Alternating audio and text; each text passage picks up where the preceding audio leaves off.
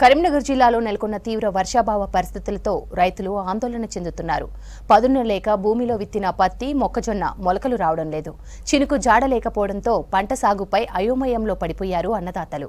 వర్ణుడు కరుణించకపోవడంతో కొంతమంది రైతులు పంట పొలాలకు ట్రాక్టర్లతో నీళ్లు తరలిస్తున్నారు.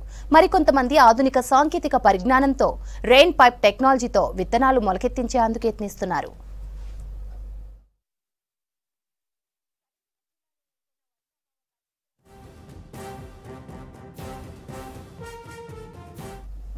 కరీంనగర్ జిల్లాలో నెలకొన్న వర్షాభావ పరిస్థితులపై మరింత సమాచారం వెంకటేష్ అందిస్తారు.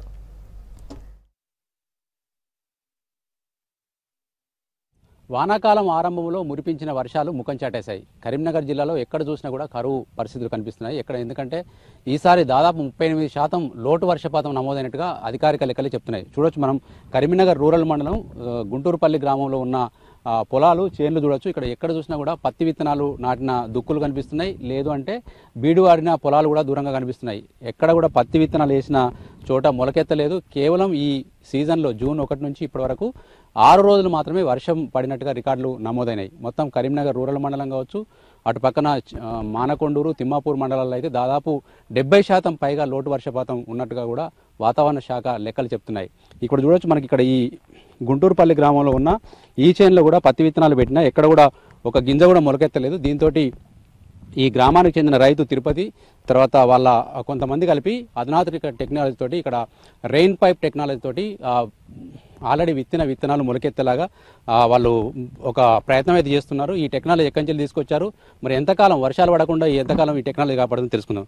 తిరుపతి గారు, ఏంది ఈ కొత్త టెక్నాలజీ? ఇది వాస్తవంగా ఏంటంటే డ్రిప్ స్ప్రింక్లర్ కంటే భిన్నంగా ఉంటుంది. ఎందుకంటే ఇది లెజర్ టెక్నాలజీ తోటి హోల్స్ ఉంటాయి కాబట్టి మన మామూలు సుట్ట పైపు కంటే కొద్దిగా క్వాలిటీ ఉంటుంది. దాంతో వాళ్ళు ఎట్లా కొట్టాలనేది వాళ్ళు కంపెనీ మేము మహారాష్ట్ర ఎక్స్పోజర్ విజిట్ పోయినప్పుడు అక్కడ రైతులు సాగు చేస్తున్న విధానాన్ని చూసి వాళ్ళు ఎక్కువ కూరగాయల మీద సాగు చేస్తారు.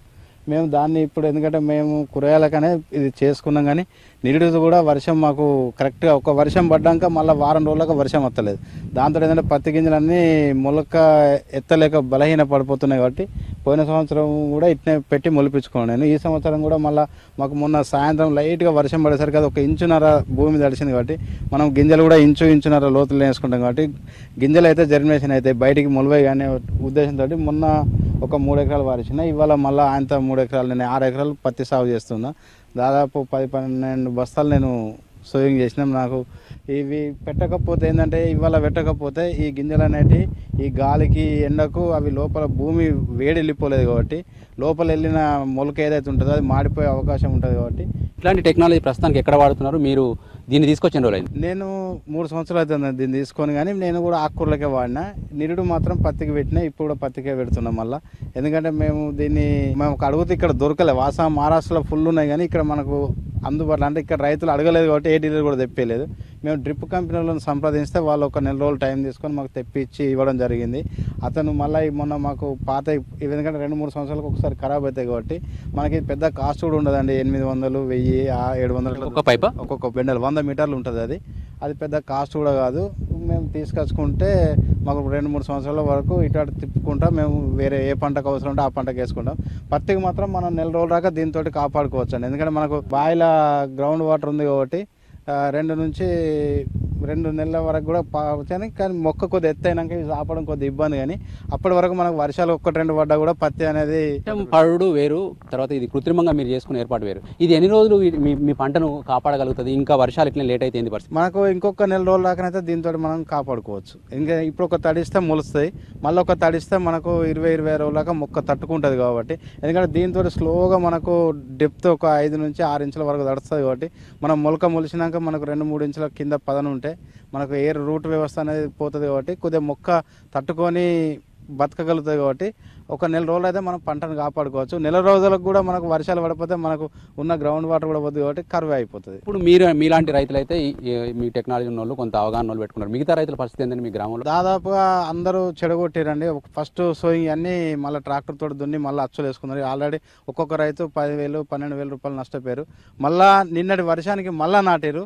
ఇవాళ కానీ రేపు కానీ వర్షం పడితేనే అవి మొలుతాయి, కానీ లేకపోతే మళ్ళీ కూడా అవి పోయే అవకాశం ఉంది. ఎందుకంటే దాదాపు ఒక్కొక్క రైతు ఇప్పటికీ 8 నుంచి 10,000 రూపాయల నష్టం ఒక ఎకరం మీద పోయినట్టే రైతు. పత్తి మొక్కజొన్న లాంటివి అంటే ఆరుతడి పంటలు. మీ వరి ఎట్లా ఉంది? రోని కార్తెలు నార్లు పోసుకున్న పరిస్థితి ఉంది. ఇప్పుడు పంటలు అవి ఎట్లా ఉన్నాయి వరి పంటలు? మనకు దీర్ఘకాలిక రకాలు బీపీటీ, జయశ్రీరామ్ ఇట్లాంటి 130 నుంచి 140, 150 రోజులే అన్నీ మనం రోయిన్లో పోసుకుంటాం. మురకశీలలో 130 రోజులే మురకశీలలో పోసుకుంటాం. ఇప్పుడు ఆరుద్ర కార్తెలో మాత్రం 120 రోజుల పంట కాలం వేస్తాం. ఇప్పటివరకు అయితే సన్న వడ్ల టైం అయితే దాదాపు ఆల్మోస్ట్ ఖతమైంది. ఎందుకంటే మనం ఇప్పుడు వేసినా కూడా వాళ్ళు అంటారు ఏం కాదు పండుతాయి అంటారు, కానీ మనకు అవి కంకి వెళ్ళే టైంలో చలిస్తుంది కాబట్టి అది కరెక్ట్ వెళ్ళదు. అంత మనకు మంగు అదే అట్లాంటివి తయారై దిగుబడి రాదు. మనం దొడ్డు వడ్లది మాత్రం ఇంకా 20 రోజుల దాకా టైం ఉందండి. 120 రోజుల రకాలు మాత్రం ఇంకా 20 రోజుల దాకా పోసుకోవచ్చు.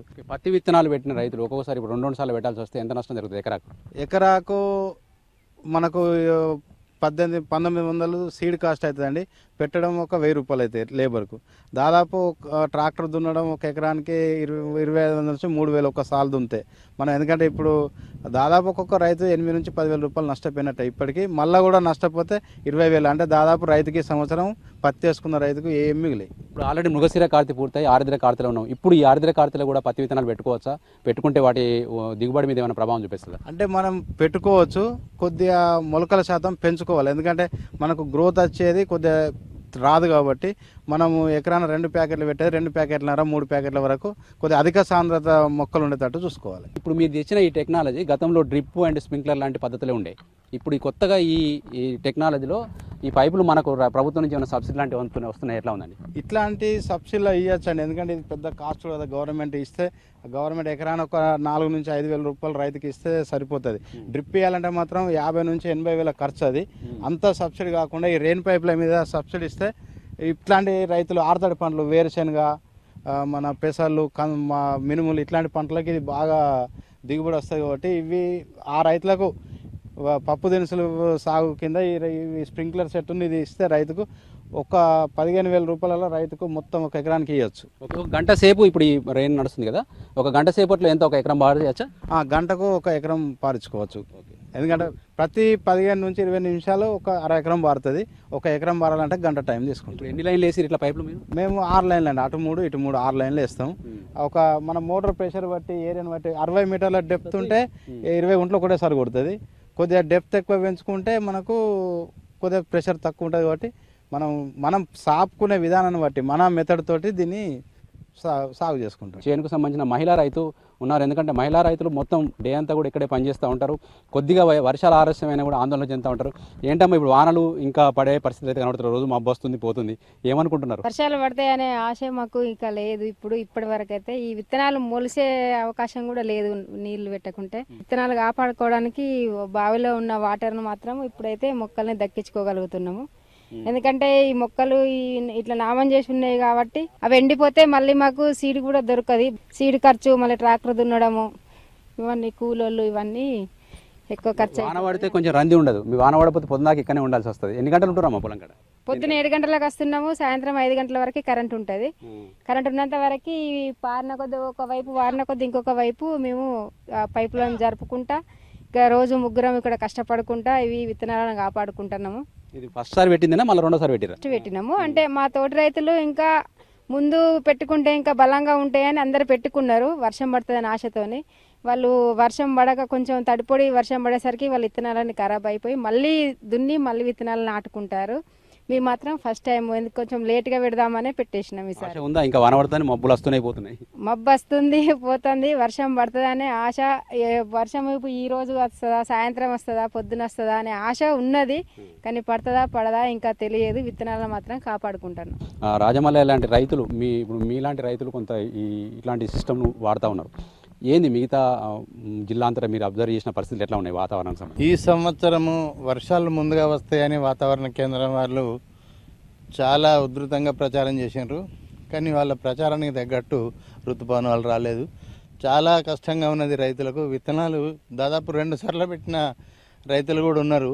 మేము గత 30-40 సంవత్సరాల నుండి వ్యవసాయం మీదనే ఆధారపడి బతుకుతున్నాం కాబట్టి ఏదైనా ఒక కొత్త టెక్నాలజీతోని రైతులకు స్ఫూర్తిగా నిలవాలనే ఉద్దేశంతో ఈ యొక్క రెయిన్ పైపుల ద్వారా ఈ యొక్క 10 ఎకరాల పత్తిని మేము తడుపుతున్నాం.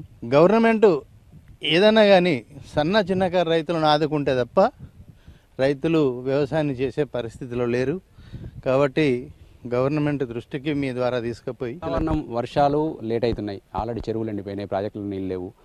ఇట్లాంటి పరిస్థితి ఇంకెంతకాలం ఉంటో తెలియని పరిస్థితులలో ఏం చేయబోతున్నారు రైతులు? అంటే ఏదైనా మీ ఉన్న భూమిని పూర్తి స్థాయిలో సాగు చేస్తున్నారా, లేకుంటే సగం సగం ఆపి సగం ఇస్తున్నారా? ఎట్లా ఉన్నది? అయితే ఇప్పుడు మాకున్న 10 ఎకరాలతో పాటు ఇంకొక 10 ఎకరాలు మేము కౌలుకు తీసుకొని చేస్తున్నాము. మేము 3 జాగాల్లో కౌలుకు తీసుకొని 10 ఎకరాల వరేసేటి వాళ్ళం.